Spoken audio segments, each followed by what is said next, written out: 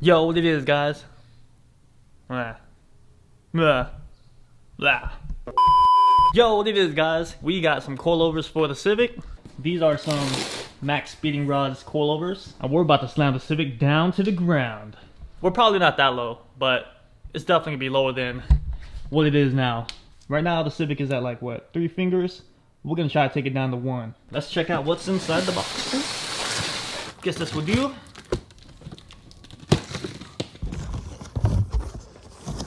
Ooh, dang. Yo, look at all this. Sheesh.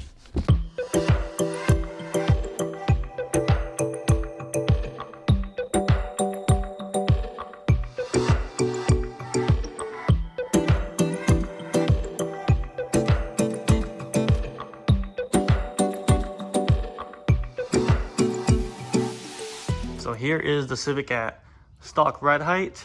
We got too much high going on over here. Super ready to drop this thing. Really? Yo, have you ever jacked up your car just to realize that you forgot to loosen the wheel lugs? Sheesh. Woo. Yo, this thing was ready to be switched. It's all beat up.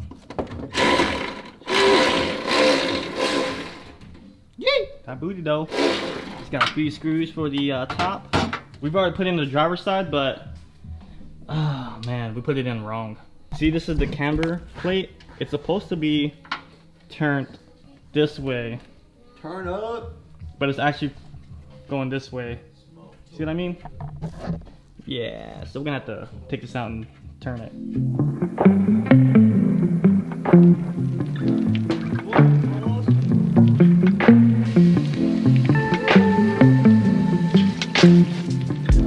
Alright, so both coilovers are finally installed on the front. And yo, you can already tell that this is much lower. The car's not even on the ground yet, and it's only like 2 fingers worth of space. Touchdown. Dang. Oh. Whoa, we're a little too low here. So the Civic's not even all the way down yet, but the front bumper is sitting on the jack right here. Some of the tire is under the fender. See? Sheesh. But if you go to the back, we got all this wheel gap over here. Ew. Look, 3 fingers. Gross. Well, we're halfway done. We just got to put in the rear coilovers and bam! Civic's gonna be slammed to the ground. 7:59 a.m. Yo guys, it's the next day. I got kind of stuck yesterday, but I got everything figured out. So generally speaking, doing coilovers isn't hard, but on the Civic, it's a little different because in the rear we got this, we got the dampening strut, and then the spring is separate. So it took me a while to figure this out, but this is how you put it all together. You got the spring. There's gonna be a bottom grommet, and here's the adjuster, which is gonna go on top, and here's another grommet for the top. So what was confusing was these 2 washers right here. I wasn't sure where they went, and since they're 2 different materials, I wasn't sure in what order they would go. So looking at the front coilovers, these 2 washers go together, and they are in between the adjuster and the spring. So this black piece is gonna go against the spring, and the silver piece is gonna go against the adjuster, just like this. Bam! And that's the little trick to putting in the rear coilovers. I was looking all over online and I couldn't really find anything, so I figured it out by just comparing it to the front coilovers. Alright, everything's back on, the wheels are back on. Time for the second moment of truth. Please be perfect. I don't want to go back in there and adjust. Oh, kind of fast. Let's go slower. Oh, it's still fast. Okay. Tiny. Yeah, there we go. Keep going, and woo, we're completely on the ground. Wow, it still looks the same. Well, it's not 3 fingers. It's about more than 2 fingers. But up here, man, this looks so good, but I need more space so I can turn my wheels. I had to maneuver to get the Civic out the driveway, and I was already hearing some clicking noises from the driver's side wheel. Let's hope that was just something temporary. Okay, let's do this thing. Oh, Could you hear that? Eeh. It's only from the driver's side. Is something loose?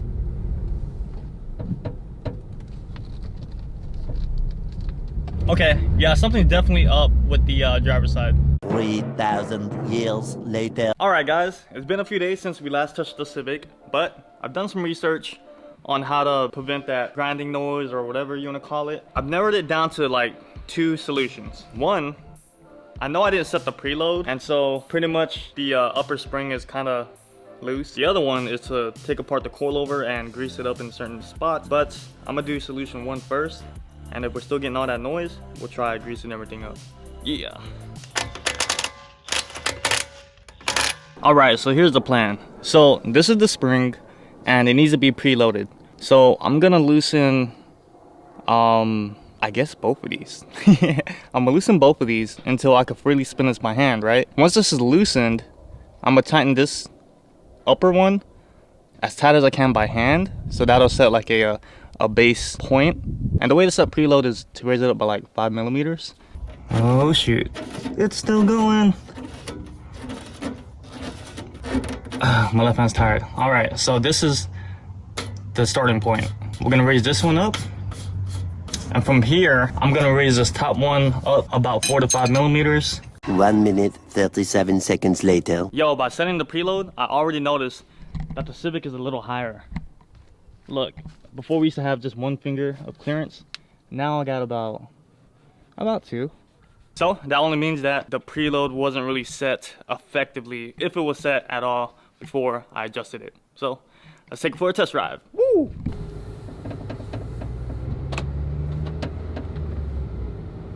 Huh. I was gonna say that it kind of stopped making that noise, but it still sounds about the same.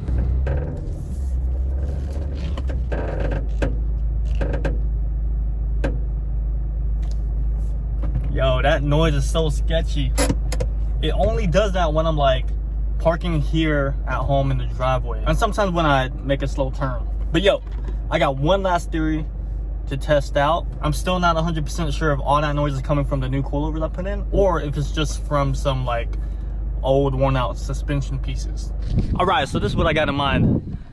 So I've already done what I could to like alleviate that noise, whatever, by greasing up the coilovers, but that didn't seem to work. So the last thing I got in mind is swapping the coilovers on the passenger with the driver's side. That way, if I switch the coilovers and I'm still getting noise from the driver's side, that means that something in the suspension is off and messed up and needs to be replaced. But if the noise switches over to the passenger side, then we know that the coilovers are no good. Yeah. Yo, so far we just got the driver's side wheel off, and I think it's coming from the top part of the coilover.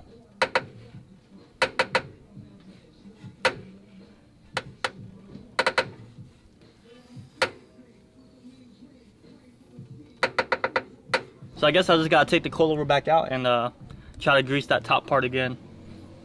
I probably just need to get in this little crack right here. That's probably what's causing all that noise, so.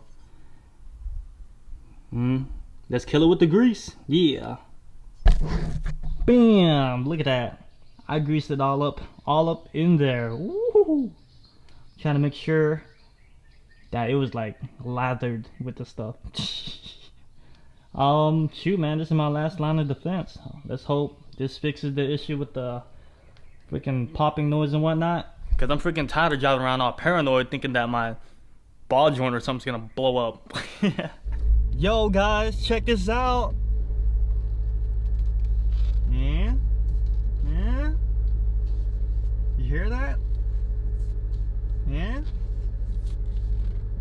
Exactly, you don't hear nothing at all. It wasn't until I got off of work and went to the grocery store and I heard one single pop, like a little one. And that was when I realized that the coilovers isn't making any more noise.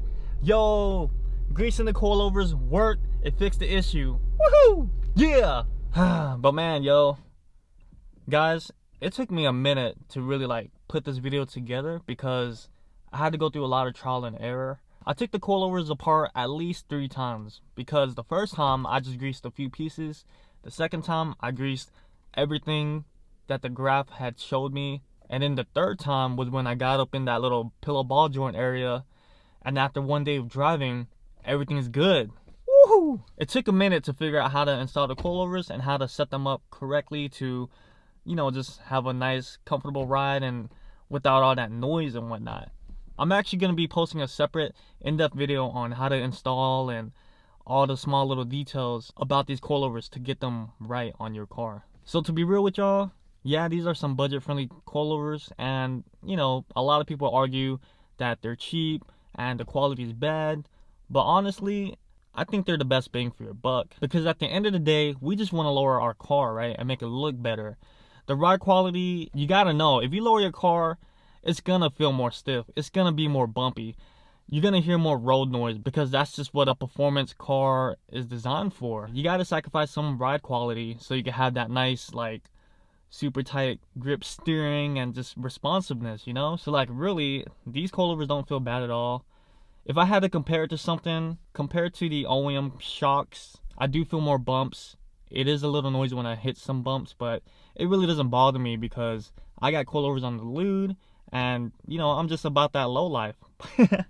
So again, at the end of the day, MaXpeedingrods coilovers are good. They're the best bang for your buck, so long as you follow all of my tips and tricks in my separate video. I'm gonna go through all the little details on how to set up your coilovers and how to get them running correctly, because I'm sure a lot of other guys have like just threw it on and just have all these issues, you know? So understand that getting these coilovers, you're gonna have to kind of put some work and do a few adjustments to get it running right. But alright guys, that's gonna do it for this video. I really appreciate you guys as the viewers for taking the time to watch my videos. So take my word for it, if you're thinking about getting these coilovers, they're good, yo. Alright, peace out. Yeah, deuces.